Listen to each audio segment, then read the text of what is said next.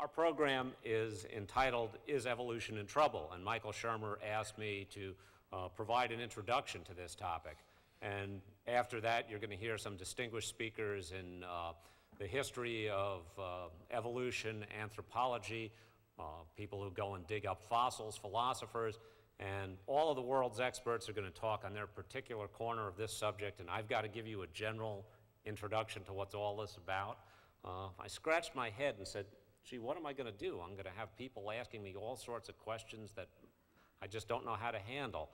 So I thought for a minute, and I looked at the title, Is Evolution in Trouble? What am I going to do with that? And I figured, well, I guess that depends on what the definition of the word is. So I started off with that because it seemed to work good for that other guy. Got him out of a tight spot, a couple of them, in fact. So then let's move on to evolution. Well, we'll continue parsing sentences. What can we really do with evolution?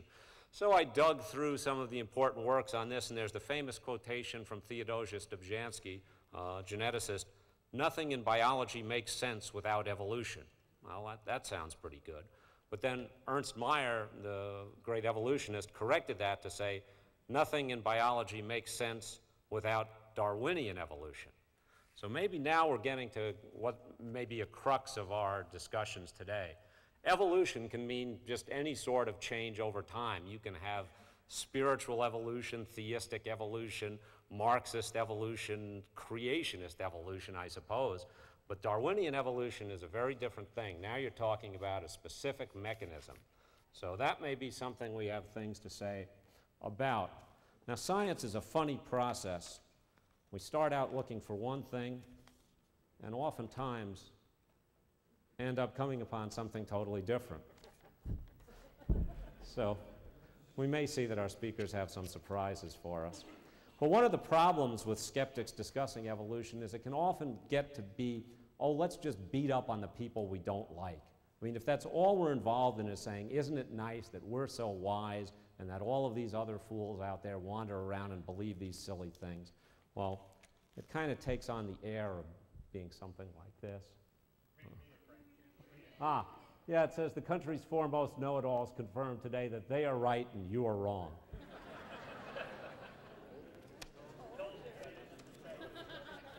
So what is it that evolution can talk about? Is it just a sense of what happened over the course of geological history? Or is it much more? Is it something that affects every aspect of our life? When I talked to Garrett Hardin for an interview in the magazine, he said, well, you know, it really doesn't matter in a sense what killed the dinosaurs or why they disappeared. That's a historical question, and like all historical questions, a certain element of doubt surrounds that. But now contrast that with giving a suboptimal dose of an antibiotic or overprescribing antibiotics. Now you're really getting to how the process works. And that's the question. Is evolution and the arguments concerning Darwinism, are they just tiny little debates about what happened in history, or are they really about the whole way we look at life and existence? And I try to think of what would be something that just about everybody would have some familiarity with that could kind of prod the speakers to talk about. And, well, we won't touch the birds and the bees because that other guy did that one too long already. So here's one. I hope you can see the, can you, yeah, get the artwork in there? One guy is saying, want to play, want to go outside and play, and the guy on the couch is saying, oh, shut up. And the bottom line is why cat people and dog people don't mix. But now most of you have some experience with one or both of these creatures. And why do I bring this up? Horner may get to talk about this. Edwin H. Colbert was the curator, I guess, of vertebrate paleontology at the American Museum of Natural History. And as a kid, I used to just dig through all of his books. I had all these great photographs of reconstructions of dinosaurs and skeletons and things of this sort, and the famous dinosaur hunters. But when I got to graduate school, I encountered a paper that Colbert had written. Can we infer behavior from bones in evolution? And the example he used is cats and dogs. Going back to our cartoon, what is it that makes the cat and the dog as different as they are? If we accept most of the evolutionary accounts, they came from a common ancestor. Now, in Colbert's article, he talks about how they specialized. how the dogs got into a lengthening of the legs as they were running down their prey in packs, and this leads to a social behavior, whereas the cats became specialized to suddenly spring upon their prey, tend to be much more solitary. In fact, this may be an explanation of why their behavior is different towards us. The dog bonds with us as if he were a member of a wolf pack, whereas the cat, well, what would they say in New Jersey? Hey, he ain't got no respect, right? He just does whatever he wants on these sorts of things. So when we look back into evolution, can we not only dig up bones and get the form of the animal, but can we infer something about how it behaved, and even something about its cognitive set in the sense of the pack hunting and things of this? Can we go back and look at dinosaurs and try and find these things? Does that tell us something about human evolution? We've gone through man the hunter, woman the gatherer, and I guess we're into everybody the scavenger these days. So continuing with our cat and dog story, how is it that humans and dogs got to bond together? Why would we have a situation, if natural selection is the driving mechanism, how is it that we get dogs that are willing to lay down their life for another human being, a cross species? The usual story is that the dogs hung around as these old people had little pieces of meat and gave it to them, but is that really the case, or did the dogs and cats parasitize us? Did we fall for them because the puppies and kittens at least suggest little newborns, and so our own nervous system is tricking us? And why is it that the dog is such a model of fidelity most times and the cat isn't? Maybe that explains this one that we've got here. I don't want you to think that I'm just picking on Clinton and Democrats, but unfortunately there aren't any interesting Republicans to kick around these days. Newt Gingrich is gone. Possibly George W. Bush, I think he's called the Shrub. His father was the Bush, he's the Shrub. We may have something we can do with him in the future. But in any case, enough of this silliness, and now let's get on to what we're really supposed to talk about. Our first speaker is going to be Dr. Genie Scott, and she is with the National Center for Science Education. And what she really spends her time doing is, well, going to schools and arguing the case for evolution. And also, how many of you saw her in the William Buckley firing line debate on evolution? Saw that? Michael Roos was also involved in that. And this is a very important aspect because Dr. Scott not only knows the evolutionary story, she knows the creationist story, or I should say creationist stories. She probably knows them better than they do, as a matter of fact, and that's an important point. Dr. Scott has received a number of awards, including the Isaac Asimov Science Award, and she was elected to the California Academy of Sciences. She's trained as an anthropologist, and I'd like you all to welcome Dr. Genie Scott, who is going to tell us what Americans believe about evolution, or do they even believe anything about evolution? Dr. Scott. I'll hold up 5 minutes. Good morning. I'm very happy to be here. I have an unusual job. I run the National Center for Science Education.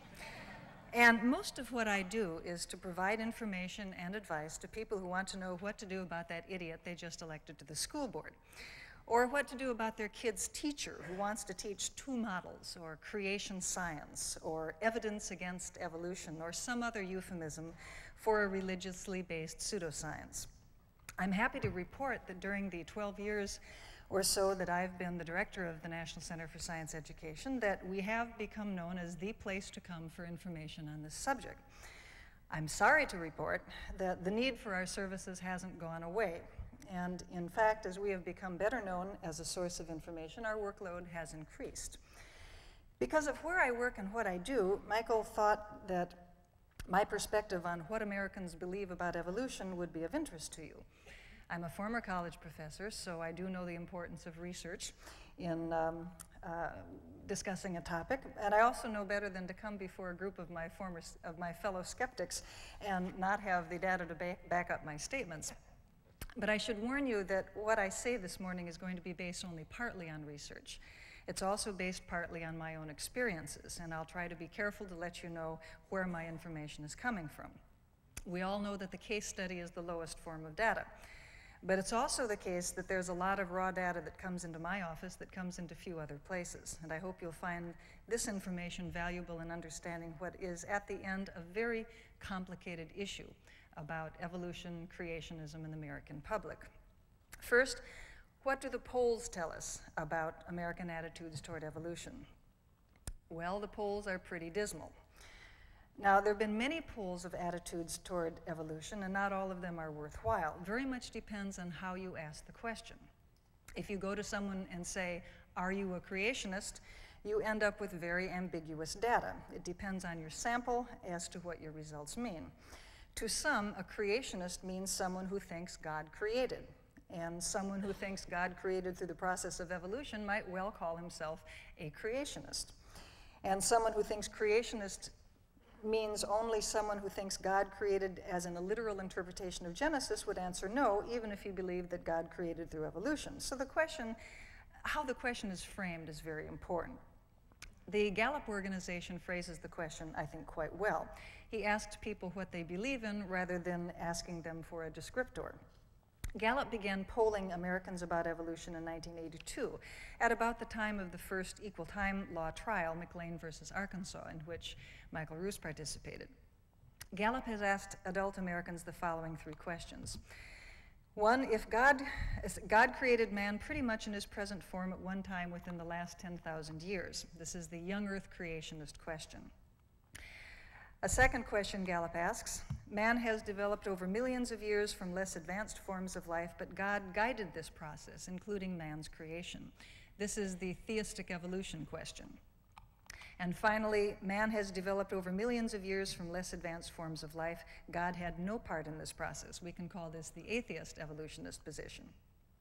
From 1982 until 1997, the results of polling adult Americans have been very consistent in these three questions. The young earth creationist question clusters about to the mid to upper 40s, 45%, 47%, 47%, 44%. The theistic evolution question also clusters pretty reliably within sort of the mid to upper 40%, and the atheist question is fairly consistently around 10%. Now, if you add together the theistic evolutionist position with the atheist evolutionist position, you still get less than a majority of Americans who accept evolution. So it's certainly safe to say that less than half of Americans accept human evolution. I mentioned that I felt Gallup asked good questions, but his questions aren't perfect. One problem with survey research is you never want to ask for more than one datum at a time, and in the young earth creationist question, Gallup is asking not just about special creation of human beings, but also about age of the earth, and I think the age of the earth question tends to confuse the issue somewhat. I actually prefer the wording of questions asked by the National Science Foundation in a series of studies on American science literacy, the Science and Engineering Indicators. Human beings, as we know them today, developed from earlier species of animals, true or false? And from 1993, 95, and 97, the results have again been pretty consistent, low to mid-40s, except evolution. Again, there's considerable consistency in the attitudes of attitudes of Americans toward evolution. The high degree of anti-evolutionism found in the US, by the way, is not universal. When that same NSF question is asked in the United Kingdom and in Canada, we find that we North Americans are rather different from the rest of the world. 79% of Brits agree that humans evolved. John Miller, who is the person who conducts these polls, he works for the Illinois Academy of Science, collaborates with a series of foreign researchers on public understanding of science issues. And I talked to him a couple of years ago at the AAAS meetings when he gave a report on his most recent surveys internationally.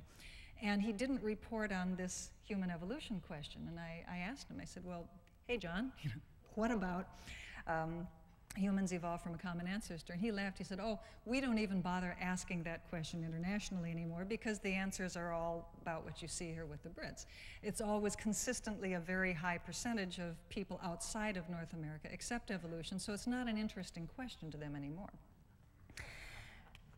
You know, I'm basically a fairly cheerful person, but I give these really depressing talks.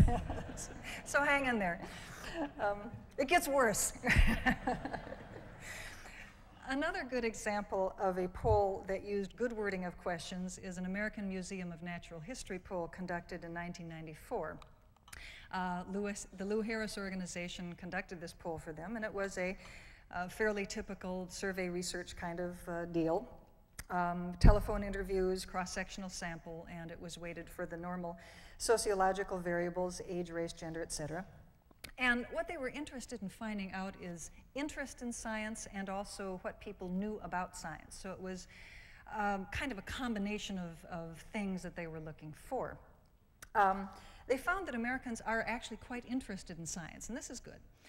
But they found that they don't know very much about it. And one thing that was, I guess, amusing in a way, is that when they asked people about, would you like to know more about topic X, if they used the more technical term, they got a lower response than if they used a more popular term.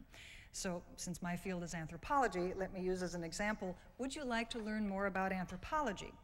Well, only 46% of Americans were interested in learning about anthropology, but if you said, are you interested in learning about peoples of the world? Well, 81% thought that would be a really good idea. We anthropologists should not whimper too much. The botanists have it worse. Only 39% of the people were interested in botany. But if you ask them, are you interested in plants and trees, 77% would like to know more about that. Now, alas, when they asked about the E word, people were not very interested at all. Would you like to learn more about evolution? 43%, which remarkably is fairly similar to the percentage of Americans who accept evolution in the first place. Would you like to know about the history of life? 77%. Guess what, folks? Evolution has to do with the history of life. And similarly, when they asked the NSF question about evolution, they found, same old, human beings evolved from earlier species of animals. True or false? Only 45% of the sample answered true. By the way, with the Gallup poll and with this poll, and also the NSF actually, the degree of reliability is about 3 to 4 percentage points. So plus or minus these figures when you look at them. And yet there's something very interesting going on about people's attitudes toward evolution. The figures on human evolution are consistently pretty low. When John Miller, or in this American Museum of Natural History poll, asked a question, the continents gradually changed their positions, true or false, 78% of the Americans, sorry, thank you. Uh-oh, could I go back, please? One more, one more. Thank you. This is very good equipment here, but I guess I must have stuttered with my thumb or something. The continents gradually changed their positions, true or false. 78% of Americans accept continental drift. That is an evolutionary concept. And I think I don't think this is a mistake in the data. I think that it's much easier for people to accept astronomical and geological evolution than it is to accept biological evolution. And human evolution is the most difficult evolution to accept. And I'll talk about reasons for that, in my opinion, a little bit later on. But fundamentally, the American Museum found that there was a lot of ignorance about evolution in this sample. A question also asked by John Miller, the earliest humans lived at the same time as the dinosaurs, true or false? 35% of Americans think that's true. Only 50%, 51% of Americans know that dinosaurs and humans didn't live together. The rest either think or aren't sure whether the Flintstones is a documentary. Well, there are a lot of other polls, but in general they point to the same conclusions. Americans like science, but they don't know much about it, and they particularly don't know much about evolution. And even though they generally have a positive attitude toward science, they are not at all positive toward evolution. So there's a major disconnect between the general public and scientists, for whom evolution is an essential concept for understanding nature, particularly in the fields of astronomy, geology, and biology. The National Academy of Science has just revised and reissued their Science and Creationism booklet. You can get it on the internet. You can also buy copies in hard copy. And the reason that the Academy revised this publication, which originally appeared in 1985, is because of the need for informing the general public of the importance of evolution as a scientific concept. Let me speculate a bit as to why this situation exists. In my experience, I believe there are 4 reasons why there is so much anti-evolutionism in America. Now, obviously, for lack of time, we could do a whole semester on this. It's a great topic. I'm leaving out the historical reasons, the fact that America has had a very different religious history, a very different settlement history. We do things politically different than, say, Europe and Great Britain. But building upon that different historical foundation, what is it today that I can point to that, in my opinion, helps us to understand the high degree of anti-evolutionism in the United States? Well, first of all, we have an active anti-evolutionist lobby, the creationist lobby. Also, the teaching of evolution is not done very well in our country. We have problems with media presentations of evolution. And finally, I will talk about what I refer to as existential issues. Let's take a look at this creationist lobby. The most familiar creationists to most of us are the young earth creationists, the members and affiliates of Henry Morris, followers of Henry Morris from the Institute for Creation Research. Answers in Genesis as a very significant spin-off of this organization, several other creationist organizations, plus a large number of freelance creationists like Kent Hovind and Walter Brown, who travel about bashing evolution. The ICR and Henry Morris should not be underestimated in the reach and influence that these people have had in the anti-evolution movement. Their position is, of course, young earth creationism, that the whole universe came into being suddenly at one time. It's special creationism, and that this event took place approximately 6,000 to 10,000 years ago. They are well represented on television and radio evangelists. An example would be the D. James Kennedy Coral Ridge Ministries, in which Gish has made, and Morris have made several appearances, and D.J. Kennedy himself is a young earth creationist. If you see creationist literature, in most cases it comes from the ICR or from this tradition. But there are some new kids on the block, the intelligent design creationists. This includes the followers of Philip Johnson, people such as Michael Behe, Stephen Meyer, Paul Nelson, William Dembski. Many of them are associated with an outfit up in Seattle called the Discovery Institute, which has a Center for Renewal of Science and Culture. They also have a TV and radio evangelist link, but they tend to be found on somewhat less religiously conservative or theologically conservative programs, such as Dobson's Focus on the Family, which my friends from Colorado tell me is known locally as Fungus on the Family. But the intelligent design creationists differ from the young earthers in a number of ways. For one thing, they tend to work at secular universities rather than at funny little nonprofits like the Institute for Creation Research and Answers in Genesis. Yes, they bash evolution, but most of their literature and approach focuses on philosophical issues like theism versus philosophical materialism, more so than just the straight science, although they do deal a lot with scientific issues. They carefully avoid issues like the age of the earth that tend to divide anti-evolutionists. They avoid theological differences so that they can provide a united front against the real foe, which is evolution and philosophical materialism. Because of their more moderate stance, for example, they are not identified with what most Americans think is a fairly kooky idea of the earth being 10,000 years old.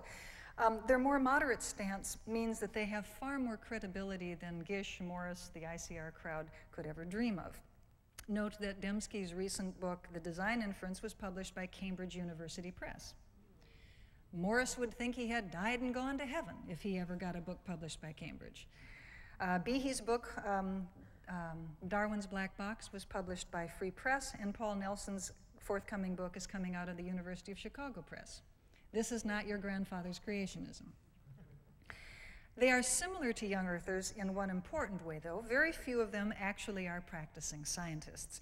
Most of them are philosophers and historians, and of course, the intelligent design creationist leader, Philip Johnson, is a lawyer. Johnson, by the way, if you are not familiar with him, has become a real gathering point for this more moderate anti-evolutionism, largely because he does come from a very prestigious institution, the University of California. He's a tenured professor with an endowed chair at Bolt Hall School of Law. the intelligent design creationists and the young earthers share an attitude towards science itself and how science should be performed, which I think is maybe the scariest thing about them. The intelligent design creationists have refined some earlier ideas that you can find in the young earth literature. After all, most of these people are philosophers, right? And they have produced something that they call theistic science. Now, theistic science is a division of science into two types, and I apologize for this slide which didn't wrap properly. We have operational science and origin science. The science under origin science wrapped wrong when I converted to a different font. Sorry about that. Operational science is sort of normal garden variety science that you or I would do as scientists, or we would read about this literature. It operates under the methodological materialism approach that we use. We're trying to explain the natural world using natural processes. But origin science, they say, because it deals with non-repeatable phenomena. After all, modern day Equus caballus, the horse, evolved from an ancestor of horses back in the Pliocene only once, and that's not repeatable. So therefore, that can't be studied the same way. That's nonsense, but that's what they claim. So you're dealing with, in origin science, you're dealing with non-repeatable phenomena. You're dealing with non-observable phenomena. Nobody was there to see horses evolve from their Pliocene ancestors. So therefore, we have to use a new kind of science to study this. We don't, but that's the position that they present. And the general public says, oh yeah, you know, I never thought about that. This is very similar to what Henry Morris has been saying for a long time, that neither evolution nor creationism is scientific because nobody was there to see it happen. And most Americans will say, gee, I never thought about that, but that's a good point. Well, from a philosophy of science standpoint, it's a stupid point, but who knows anything about philosophy of science? Sorry, Michael, but that's the way it is. So with theistic science, it's considered appropriate to allow in the occasional miracle when warranted. Okay. There actually are 4 areas in which intelligent design creationists claim it may be necessary to let in a miracle or two, and note how each of these happens to be an area of science in which there is not a unified scientific consensus. It's the Big Bang, the origin of life, the Cambrian explosion, and human evolution. You'll find these 4 themes repeated over and over in the intelligent design literature. And indeed, scientists are still figuring out what went on in the Cambrian explosion, still figuring out what went on in the origin of life, etc. Actually, there's far more consistency of opinion about the general outline of human evolution than most people think. We've actually got, of the 4, that is certainly the best understood. But, you know, again, there's media problems, so we'll get into that. But also notice that each of these 4 aspects or areas of science are areas which have theological significance. Somebody's theological ox is getting gored in each of these 4 areas, and I'm sure you could think about what they would be. For the Cambrian explosion is maybe a little less obvious, but they like to think of that as the origin of the created kinds. And their argument on the Cambrian, just for those of you who like this kind of stuff, their argument on the Cambrian is that all the major phyla appeared in their present form, and you can't trace them back to any common ancestors, so therefore this was the sort of basic creation event. Intelligent design creationists definitely are major players in the anti-evolution world today, and I anticipate them becoming even more important in the future, primarily because they are located at secular institutions. They are more moderate. They are writing books that are being used in, not in science courses so much. I mean, I don't know of any scientist who's using Behe's Darwin's Black Box, but I do know people in philosophy of science, I do know people in science studies, I do know people who are talking about the sociology of science who use Philip Johnson's books and Behe's books, and now we'll be using Dembski's book and so forth. And in a sense, that's appropriate because these books are good examples of how some people look at science, and so it may be appropriate in these courses to use them. The difficulty being is that the people who teach those courses don't know enough about science to say, we are reading Philip Johnson's Darwin on Trial as an example of how some people look at evolution, and by the way, the science is really lousy. That last little bit doesn't get put in, so as a result, there's going to be future generations of college-educated students leaving college thinking, geez, you know, I never really knew evolution was in so much trouble. And what happens to college-educated people? They go on to be school board members, right? They go on to be congressmen and senators and leaders of communities and so forth, because that's what educated people do. What we don't need is future generations of educated people who think evolution is a problem or is scientifically invalid. Now, what is the message that anti-evolutionists, whether young earthers or intelligent design, are bringing forth to the general public? I call this the big three. They argue that evolution is a theory in crisis, that scientists are giving up on the theory of evolution because it's bad science. They argue that evolution and religion are incompatible. You have to choose. And they argue that it's only fair to teach creationism with evolution. After all, it's an equal time. This is a fair nation. There's a whole lot of people who really feel strongly about this issue, so why don't we just teach them both and let the kids decide? Some of you may have read a very good book by Ed Larson called Summer for the Gods, which won a Pulitzer a couple years ago. It's this historian's discussion of the Scopes trial. I finally got around to reading it about 4 or 5 months ago. That gives you an idea of what my to-read stack looks like. But I was struck when I read this book. I mean, I've had this series of slides about the big three forever, for years. And there, right in front of me in Summer for the Gods, was a description of how William Jennings Bryan used exactly the same 3 points in his objections to evolution during the Scopes trial. He argued that evolution really wasn't good science, and he argued that evolution would lead to a decline in faith. And he argued also that the majority should decide what their kids should be taught, which is a variant of the fairness argument. Now, of the big three, I find that the second and the third are the most important, and I'll talk more about that a little bit later on. But to return to our discussion of why anti-evolutionism, I mentioned that the teaching of evolution is also part of this problem. Evolution is not adequately taught. In some cases, evolution is not taught at all. And alas, in some schools in this country, creation science actually is presented, or teachers would like to. Certainly, part of the blame for the inadequacy of the teaching of evolution must lie in textbooks. And there has been a rather long and depressing history of evolution both in and out of textbooks, which Jerry Skog at the University of Texas has done a lot of research on. Today, fortunately, most textbooks do include evolution. They don't always get it right. A lot of times they screw up the concepts and they kind of mangle the ideas, but hey, it's in there. This is considered, I spent the last 12 years of my life settling for half loaves, and this is one of them. At least evolution is in the books. Now we just need to get it done a little bit better. But there's only a handful of textbooks that include evolution as the organizing principle, that sort of focus the book around evolution and run evolution all the way through the book, as opposed to plunking it down at the end of the book in a last chapter or putting all the evolution in one place. But teachers are also part of the problem.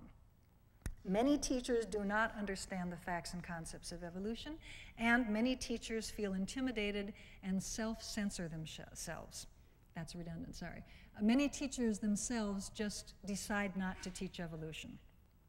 I make these statements partly on the basis of a number of studies done over the years on teachers' attitudes toward evolution, but also based on my own experience dealing with teachers and teaching teachers.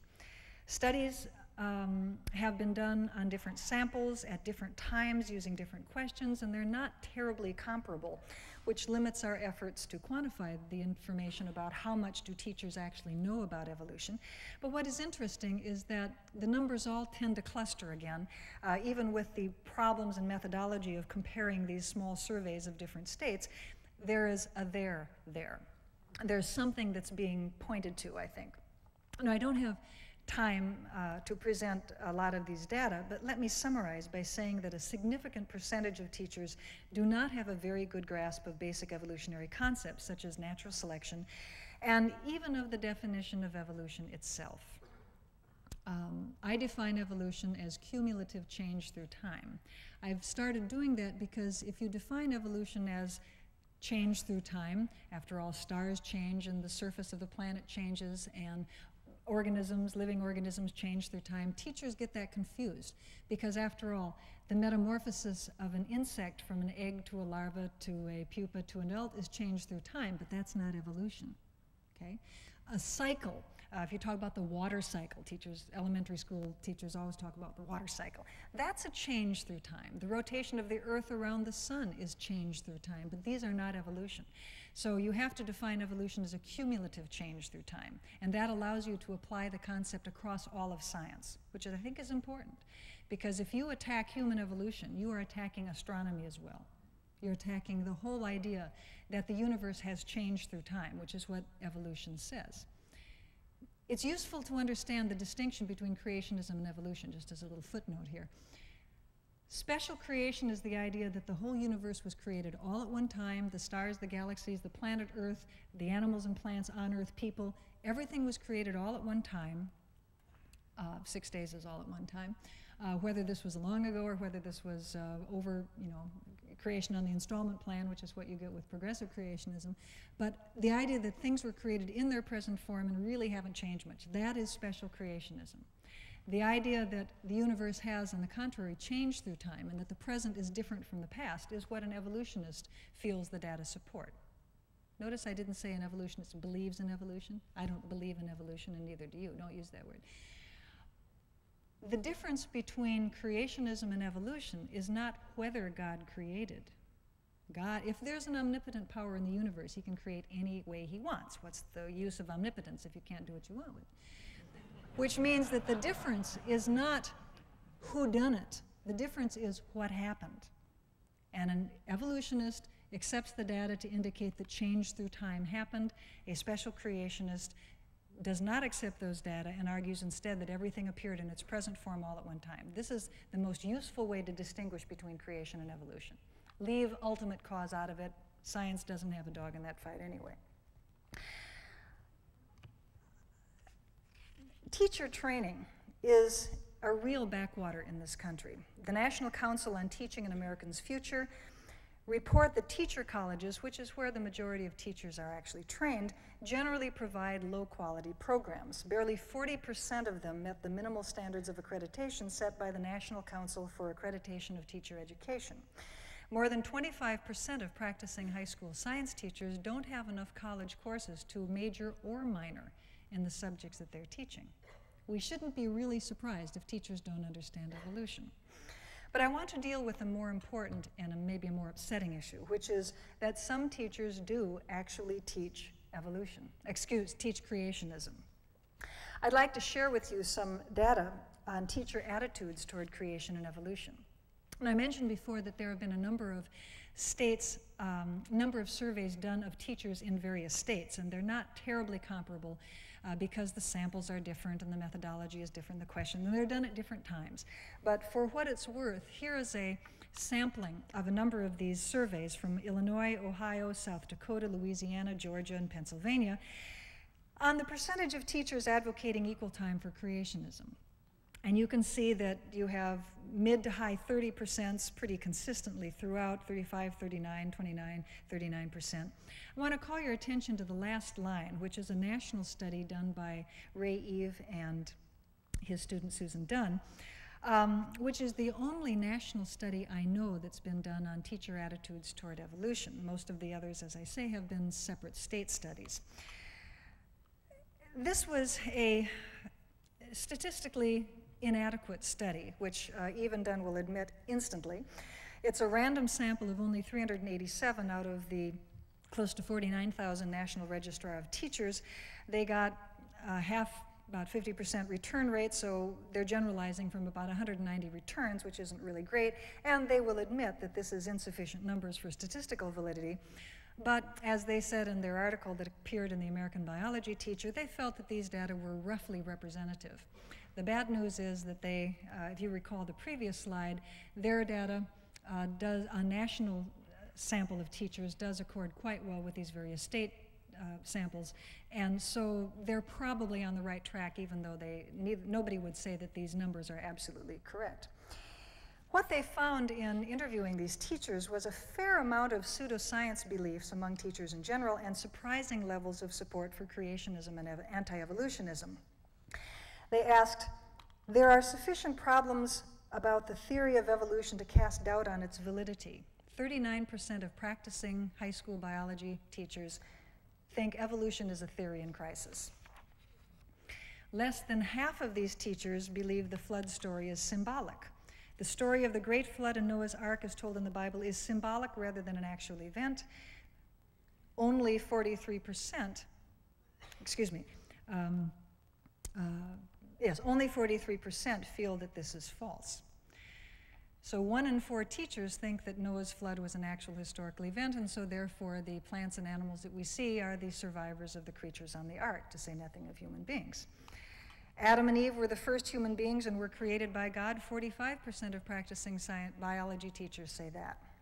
They also ask the Gallup question. God created humanity pretty much in its present form about 10,000 years ago, and in comparison with national standards, clearly teachers have a lower percentage. Only 25% of teachers agreed as opposed to 47% in the Gallup data. But still, that's 1 in 4 teachers, practicing high school biology teachers, give credibility to young earth creationism. I was dismayed but not terribly surprised to see these results. Regardless of the validity of the concept of special creationism and evolution, proponents of each should be allowed equal time to express their views in science classes in school. 43% of practicing biology teachers, regardless of whether they think the science is junk or not, think that equal time should be given. Never, never underestimate the power of the fairness or equal time argument. With the American public, that is the strongest argument they have, because it appeals even to people who know better. And I like the way that that Eve and Dunn worded this question, because, look at it. It says, even if the science is crap, we should teach this. Okay, 1 in 4 teachers say yeah. 4 out of 10 teachers say yes.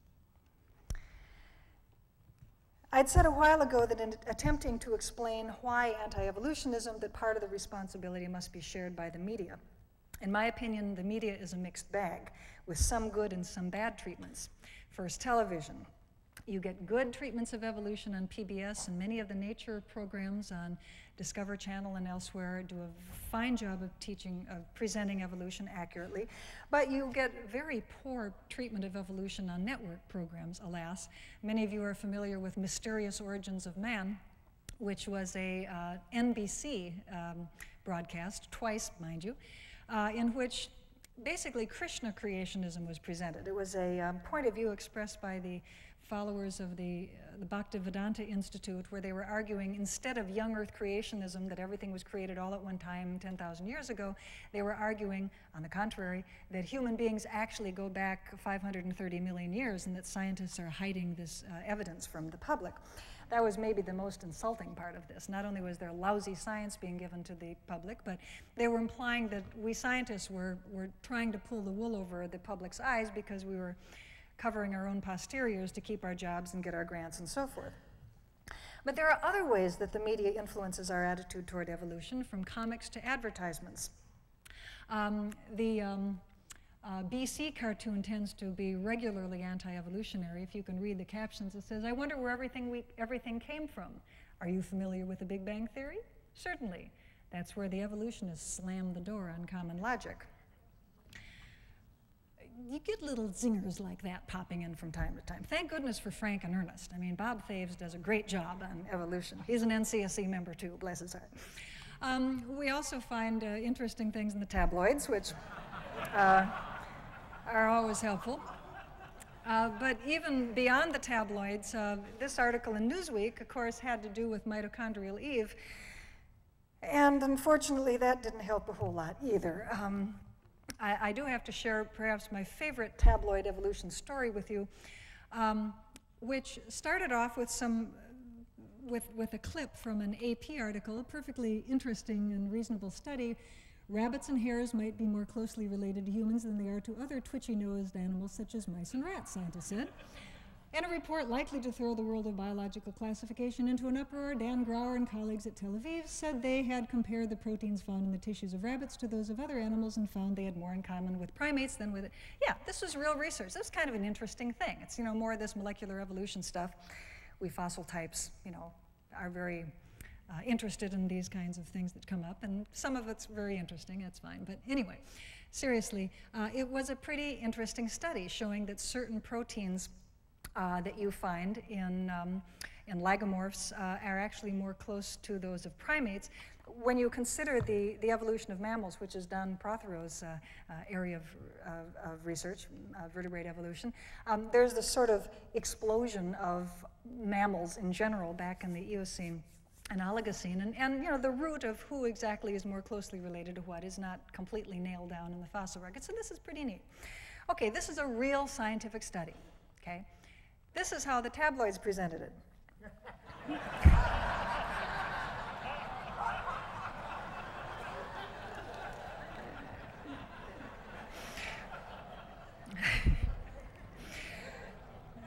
But I do admit that the cartoons have been extremely helpful for me in teaching people about evolution as well. If I'm talking about special creationism, I'll often rely upon Gary Larson, because God makes the snakes here is exactly what special creationism is talking about.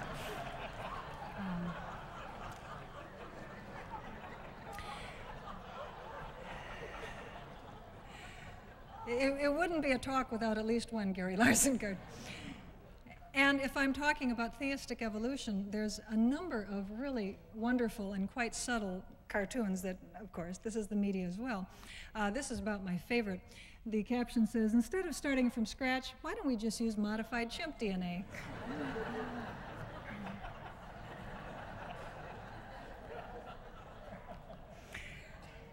My last category of considerations for why we have so much anti-evolutionism is existential issues. This gets to the idea of purpose and meaning in life. And what is it about evolution that seems to cause such angst with so many Americans? I was talking with a actually physical anthropology colleague of mine who teaches at a community college in the foothills of South Carolina. That's got to be a hardship post in many respects. And needless to say, she had students in her freshman class who had never heard the E word. I mean, their teachers had certainly assiduously avoided mentioning anything about evolution. They didn't assign those chapters in the book, and of course the kids wouldn't read the chapters if they're not assigned, we know that. And so this physical anthropology class, I mean, there's no way you can teach physical anthropology without teaching evolution. That's just the core of our entire field. And so after about 2 or 3 weeks, she was, you know, talking about evolution, primates, and going on about this sort of stuff. And a couple of kids came up to her after class and said, yeah, well, of course species change through time. You mean that's evolution? We thought evolution meant you couldn't believe in God. I have heard variants on that from so many teachers, I couldn't tell you. Okay, sorry. This is the anecdotal part of the talk, okay? This is from my own personal experience. Nobody's ever conducted a poll saying, do you think evolution means you can't believe in God? That'd be a good poll, but, and I'd like to see it done.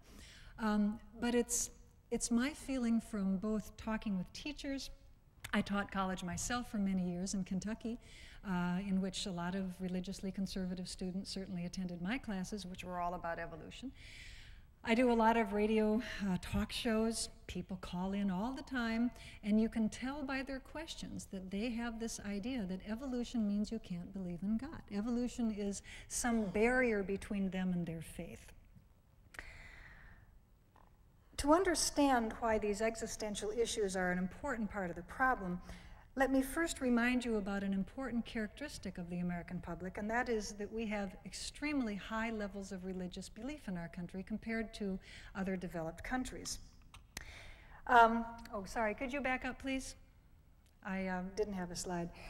I thought I had brought this slide. There was a very good survey done by City University of New York in 1990. It was a massive survey of 113,000 telephone interviews. Absolutely huge survey on the people's attitudes and opinions about religion.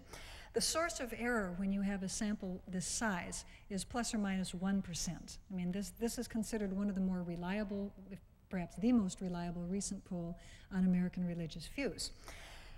They would ask people basically to describe themselves. You know, do you believe in God? Are you a Christian? Are you, what are you? Describe yourself. 90%, that's 90% of Americans claimed they had a belief in God.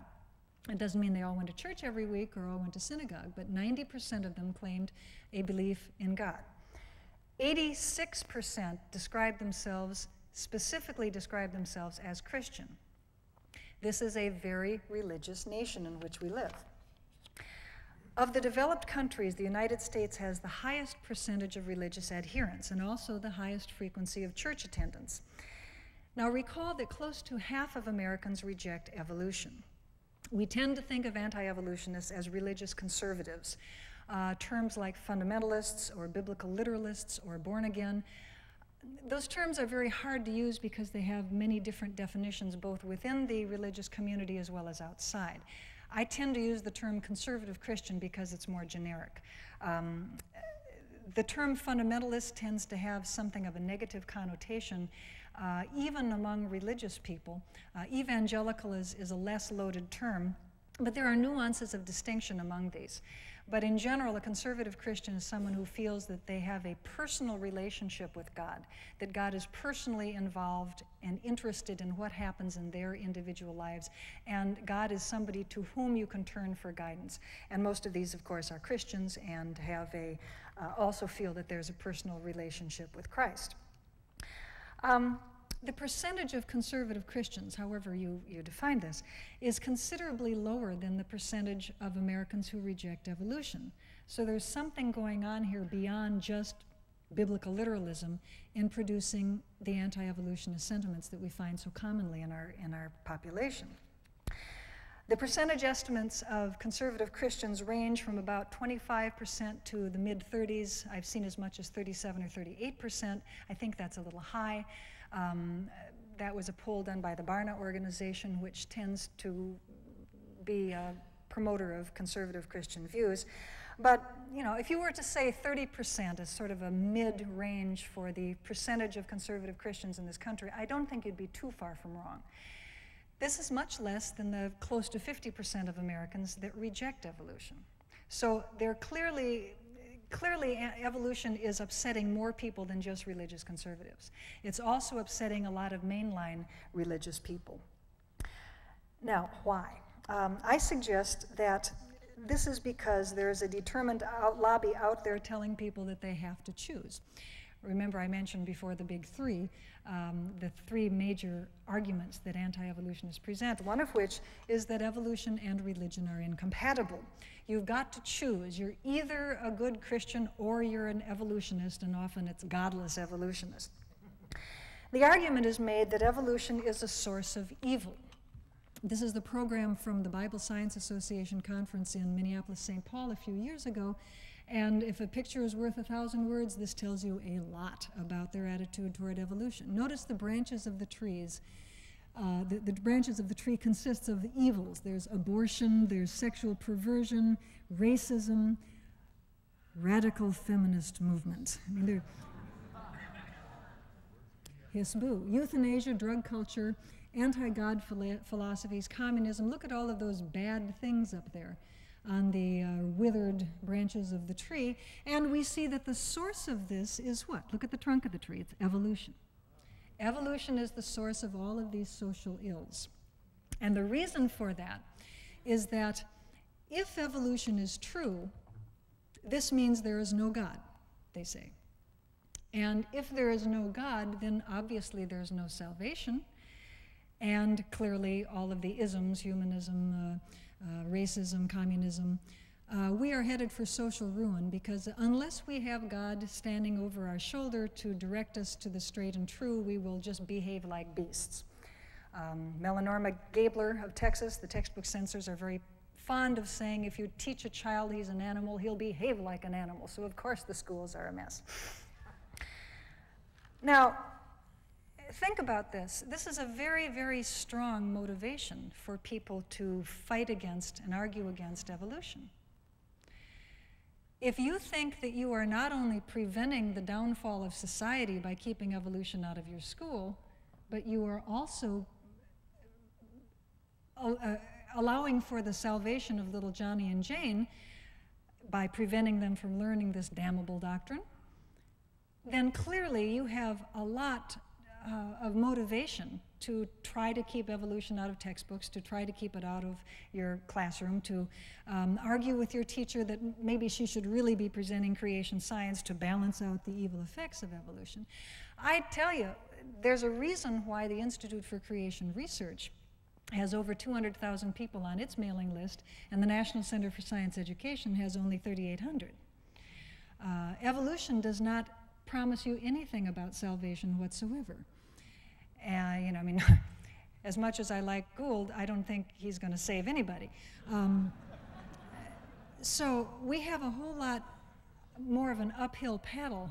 That's a mixed metaphor. You don't paddle uphill. Upstream paddle, uphill climb.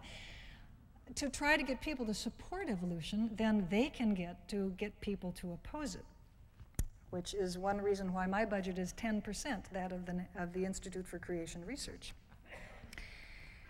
But these ideas, as I say, are not just, these ideas are promoted by generally conservative Christians who are activists in the anti-evolution movement, the young earthers or the intelligent design people, but they must be falling on fertile soil of non-fundamentalist, if you will, Americans who feel a certain unease about evolution. This is the existential aspect of this problem.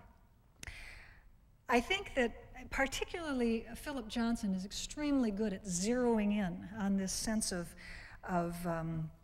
dis-ease that people have about evolution. And that is that evolution affects a person's sense of purpose. Now, what do we mean by purpose? Okay. Obviously, purpose and meaning of life must be important to us because we can joke about it. The idea of what is the meaning of life has become a cliche, but in some sense we joke about the things that actually we take very, very seriously as well. Garfield asks, John is asking, sometimes I have to ask the big questions, like what's my purpose? Buy donuts. Why am I here? To feed the cat. And Calvin and Hobbes, I wonder why man was put on earth. What's our purpose? Why are we here? Tiger food.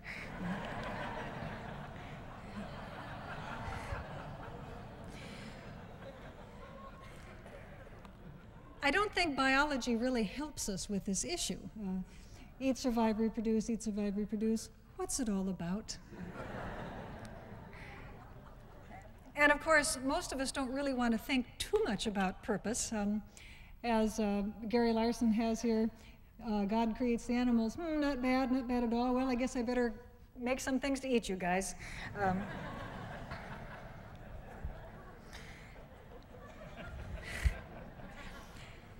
But there's no question that people think a lot about whether their lives are worthwhile, whether it makes a difference whether I lived or died, whether anybody gives a damn. The movie Wonderful Life is not the only work of popular culture that taps this need. The idea of meaning and purpose is something that we find in our literature, our popular culture, and which people do, if they don't think about it, they at least feel it somehow tickling their backbone sometimes. As Herbert Yaki once said, if life is only material, then the crimes of Hitler, Stalin, and Mao Zedong are of no consequence. If humans are only matter, it's no worse to burn a ton of humans than to burn a ton of coal. If evolution is presented to people as a perspective that robs them of meaning and purpose, it's no wonder that many of them reject it. Anti-evolutionists may actually define evolution in this sense, as if evolution itself is a philosophical view promoting the view that life is purposeless. Here's what intelligent design creationist Philip Johnson has to say about the definition of evolution. The important claim of evolution is that life developed gradually from non-living matter to its present state of diverse complexity through purposeless, natural mechanisms that are known to scientists. And there are some evolutionists who define evolution this way as well. In a very, very good book, the very knowledgeable and skillful evolutionary biologist Doug Fatuma said, perhaps most importantly, if the world and its creatures develop purely by material physical forces, it could not have been designed and has no purpose or goal. Some shrink from the conclusion that the human species was not designed, has no purpose, and is the product of mere material mechanisms, but this seems to be the message of evolution. This is from Science on Trial, which I do recommend as an excellent book for understanding the arguments of creationists and how evolutionary biology can answer them. But I'm very troubled by this statement within this book, and we can find statements by Gaylord Simpson and others as well. Now, the history of Darwinism and religion is a fascinating one, but we only have a limited amount of time together here this morning. But let me just make a very long story, very simplified, and point out that both Johnson and Fatuma are wrong. Evolution does have important consequences for some forms of Christianity, but it has been the history of this controversy that religion, if nothing else, has evolved. I personally am a non-believer, but in my job I've had to learn much more about religion than I had to know as a practicing scientist. I've discovered that there is a huge range of belief out there among individuals who call themselves Christian. And I suspect this is true about individuals who identify as Jews, but my line of work doesn't take me into dealing with them nearly as much as I deal with Christians. People who call themselves Christian range widely on such topics as the divinity of Jesus, the efficacy of prayer, even to the definition of God. It's almost always wrong to say Christians believe or Christians say, because someone who identifies as a Christian can easily come up with an opposing view. I want to show you two marquees, signboards outside churches that represent, I think, polar opposites. Both of these are Christian churches, and they represent very, very different attitudes toward the importance of logic, reason, empirical evidence, and so forth. One from a small school, a small church, guard your mind or it will rule you. Okay? This scares the bejesus out of those of us in the skeptics movement.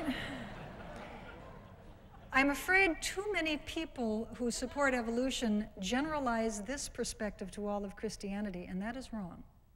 That is empirically wrong. And if we are empiricists, we have to realize this.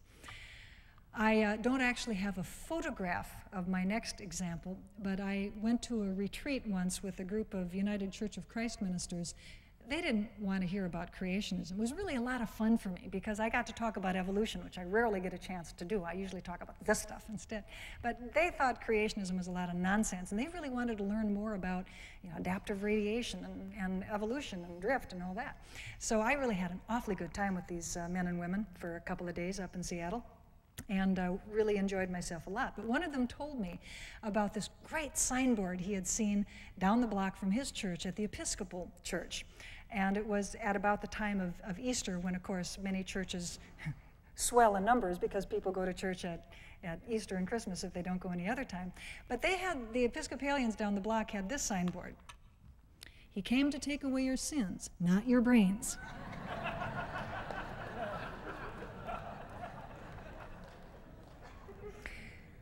It is the case that the majority of Christianity has made its peace with evolution. I believe that to surmount anti-evolutionism that we see so much of in this country, it's necessary to present evolution in a way that allows an individual to maintain a sense of purpose and meaning.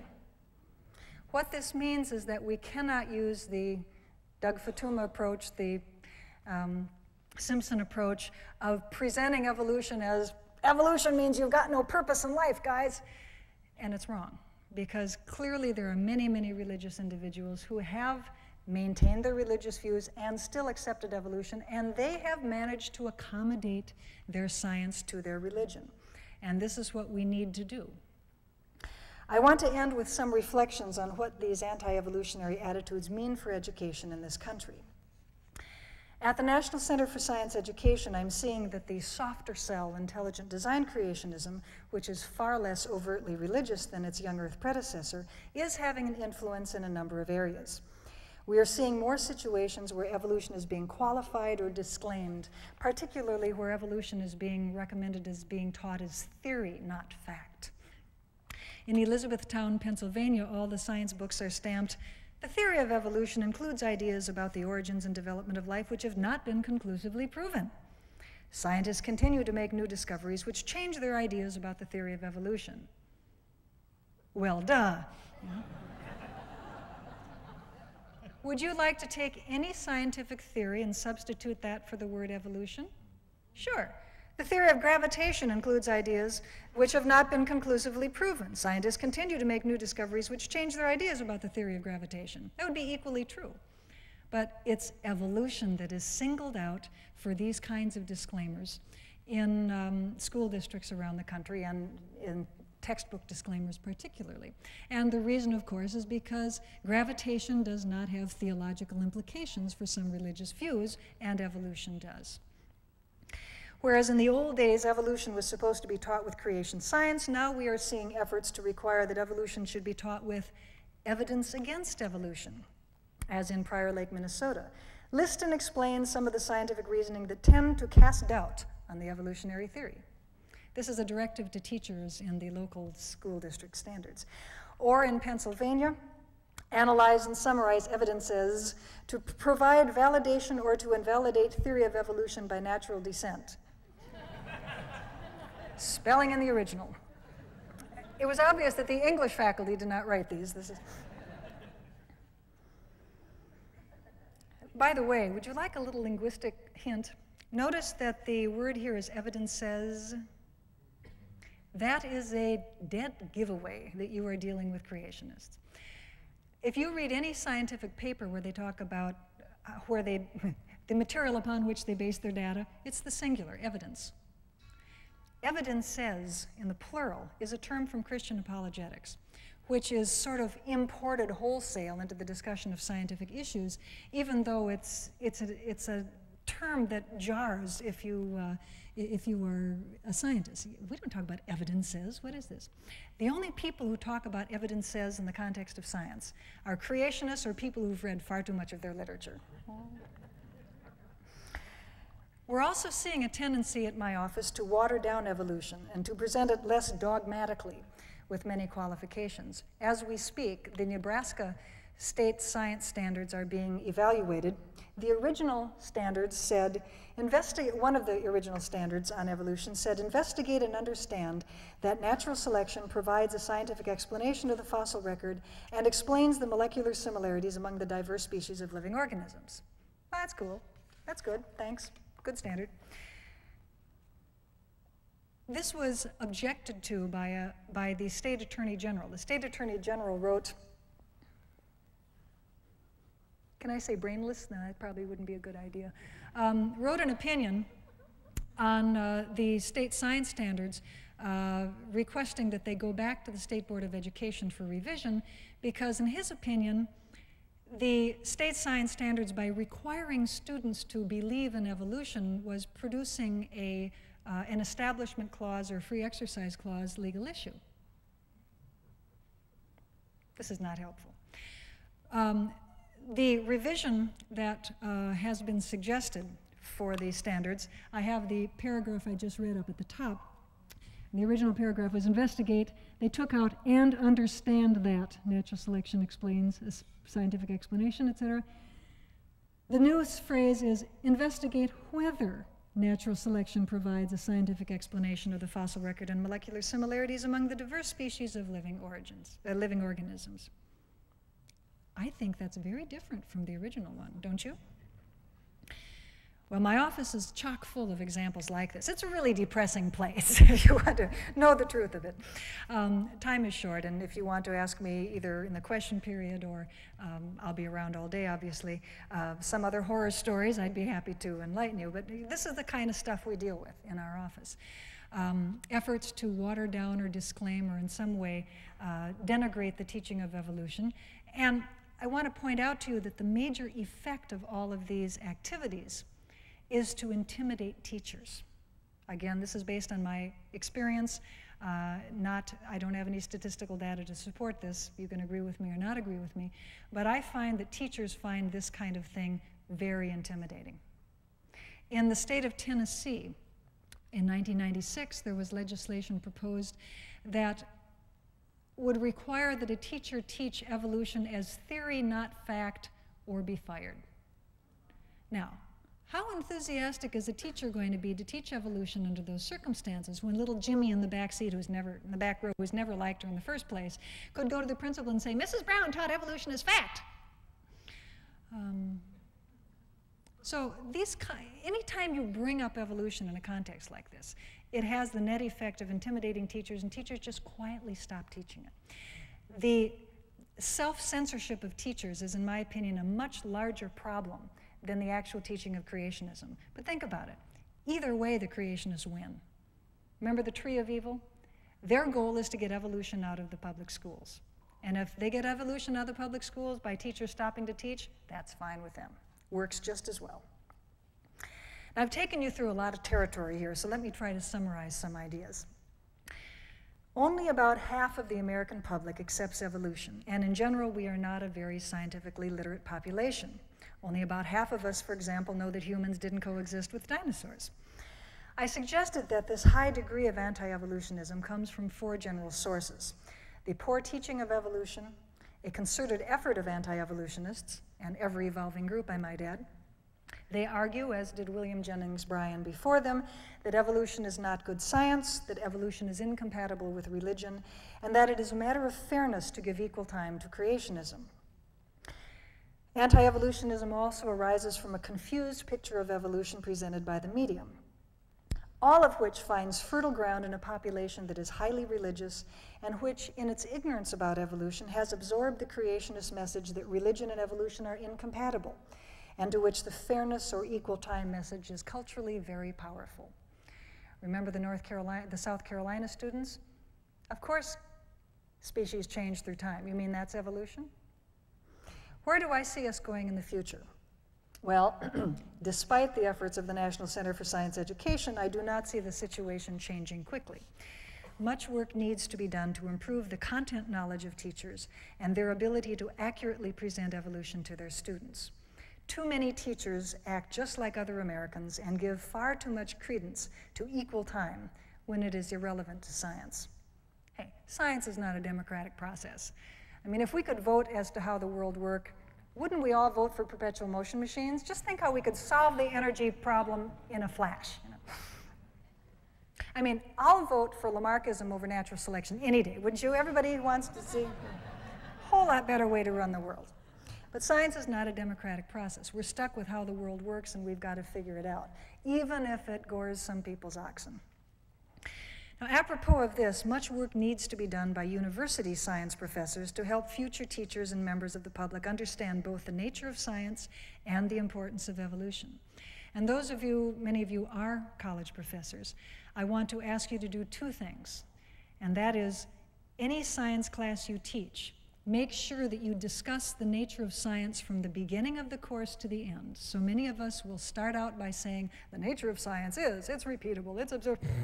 And the students, you know, they've heard this in 7th grade and they're not going to listen anyway.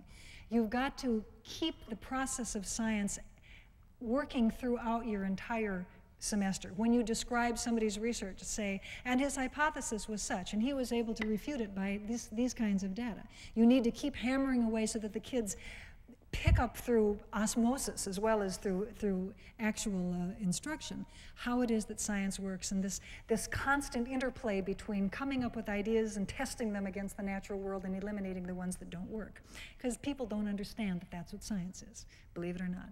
The other thing that I would like college professors to do is to pay some attention to this intelligent design creationism, which is certainly showing up in college courses.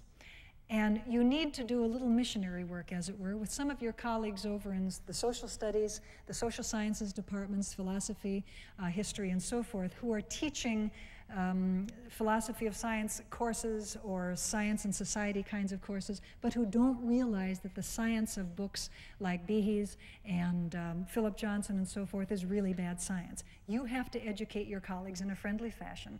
Offer to come and talk about why the science is not good, which doesn't denigrate from the fact that these books may be very appropriate for the particular course that's being taught. We need to encourage the proliferation of publications like Discover and Scientific American to encourage a general interest in science among adult Americans. And we should protest when the media does a hatchet job on science, such as was the case with Mysterious Origins of Man. Finally, we must educate Americans not only about science, but also about religion. For a nation in which there is so much adherence to religion, we are remarkably religiously illiterate. Most Christians don't know that their denominations long ago accepted evolution as the way God brought the world about. The idea of theistic evolution is the accepted theology of the Catholics and the mainline Protestants, but many people don't know this. When John Paul II issued a papal statement in the fall of 96, I believe it was, or 97, reaffirming for about the third time that the Catholic Church accepts evolution as the way God did it, the news media was surprised. Catholics finally agree with evolution. No, I mean, they've been doing this for a long time. A little soundbite that I often use in talks or on the radio or something is to point out that I've yet to meet a Catholic school teacher who skips evolution. And believe me, I have certainly met plenty of public school teachers who just don't get to those chapters. I hope that sometime before I am completely old and gray, this cartoon will be passé. Hooray, it's summer vacation, we're free, now we can do all the things we couldn't do during the school year.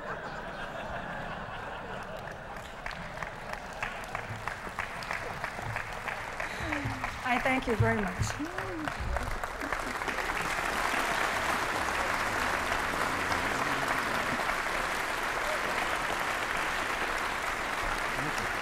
Do you want questions?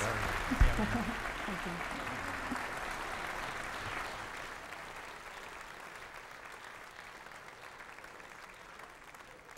Okay, before we take our break, we do have about 10 minutes for questions right now, and I do insist we play by Jeopardy rules. It has to be in the form of a question, not your statement to Congress or declaration for office.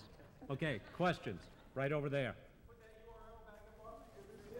Could we have the last slide, please? Okay. Gentlemen? While they're doing that, another question. Thank you. Yeah. You want to know? Go. Would you agree that the people who believe in evolution should also make a statement that there is purpose in life without belief in God, and that people who don't believe in God still have a great purpose in life to want the welfare of their fellow man? The question is, should people who believe in evolution make a statement about whether they themselves have a purpose in life? I'm not quite. The statement to people that don't believe in God should it make them feel that they also have a purpose in life? Non-believers also can have a purpose in life, certainly. You know, it's interesting about discussing individual philosophies or religious views in a science class. There's a big difference between K-12 and the university. Both a legal difference, and this is of course based upon maturity of the students and how much authority a teacher has vis-a-vis the student. Obviously a K-12 teacher has a whole lot more authority over a student than does a college professor. Students at college have more opportunity to choose and so forth. So it's hard to give a generic answer to your question.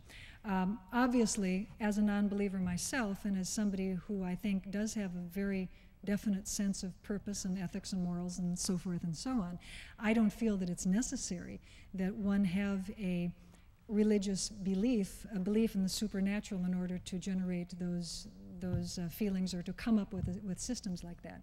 I don't think in most cases it's an appropriate subject for a science classroom. If you are talking to people informally, to individuals, fine. I mean, it's certainly quite reasonable to express your personal opinions.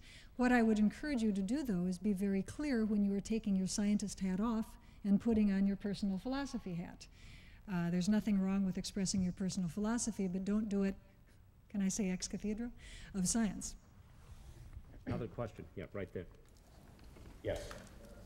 Given that the Catholic Church and mainstream Protestants both support evolution, has there been any effort to get local ministers, local parishes to discuss evolution with their congregations? The question had to do with because mainline Christianity, Protestant Catholics, tend to accept theistic evolution, are these folks getting involved? It's an interesting thing. I cut my teeth on the creation evolution issue as a college professor in Lexington, Kentucky, back in the 1980, 1981, before the court decisions that clarified what you can and cannot do in the classroom. And we had a group called the Citizens for Balanced Teaching of Origins that proposed to the school district in Lexington that creation science, this new science of creation science, be taught alongside of evolution. And what I thought was, I was a college professor, and obviously the faculty just unglued, but we found that our best allies were members of the mainline clergy. And we formed a citizens group of college professors and clergymen in town to fight creationism in the Lexington School District. That was a real education to me as sort of your basic ivory tower kind of professor. I really didn't know anything about the city of Lexington and who was on the school board or anything like that. I sure met a lot of ministers in a hurry. And in my job at NCSC, subsequently, I have found that one of the best things that I can do if I have a local school board situation, or like in Kansas now where the state science standards are undergoing hearings before the school board, if I can get some ministers to go down to that hearing and testify that, hey, evolution is okay with our theology, and we would really prefer to teach creation the way we understand it in our own churches, so you guys just stick to science. Those people are worth their weight in gold. Hate to say this as a scientist, but give me one guy in a funny collar for 3 biologists any day at a school board meeting. Hands down, hands down. One last question before the break. The gentleman with glasses there, yeah. Repeat the question, please. The one with the folder. Is there any way that theistic Catholic Christian evolution is compatible with natural selection? Not evolution, but natural selection. Can theistic evolution be compatible with natural selection? I'll give you the answer that was given to me when I was, or that was given to a similar question when I appeared on a television program with Robert Russell, who is the head of the Center for Theology and the Natural Sciences, which is part of the Pacific School of Religion at Cal Berkeley. Bob Russell is an ordained minister in the United Church of Christ, and he's a PhD astronomer. So this is a guy who really is sort of straddles the science and religion biz rather effectively. And a similar question was asked of him. You know, what about natural selection? Natural selection seems so purposeless, etc. Again, the big idea here is that religion can accommodate the views of science. His answer was that the study of biological evolution showed to him that God can work through both design and chance. He was able to accommodate it. It's good enough for me. I don't have to. You know, I'm a non-believer. But I think it's very important that people who are believers know that there are options. And you know, what you're noticing here, if any of you have ever followed the science and religion movement, which has become very well publicized in the last couple of years, there have been articles in Newsweek and so forth and so on. Any of you have been following this issue, and if you read the materials carefully that come out of the science and religion conferences, they generally are conferences held by scientists who are believers, and they are looking for ways of bringing together science and religion. And it's always on what I would consider the right direction. They're using science as a way of informing religion much, much more than religion as a way of changing how they do science. There's a big difference between the science and religion movement and the intelligent design people, the young earth creation. They're separate universes. These people don't go to each other's conferences. The science and religion people tend to be rather embarrassed by the anti-evolution movement. And I think it's very interesting that these people are maintaining their methodological materialism, which is the same way you and I would do science, and still, and working on how they can make their religious beliefs, which speak to something very, very important to them as, you know, as human beings, how they can accommodate this to their scientific views. I think that's a worthwhile thing, particularly if it ends up in more Americans being able to accept and study evolution. That's my goal.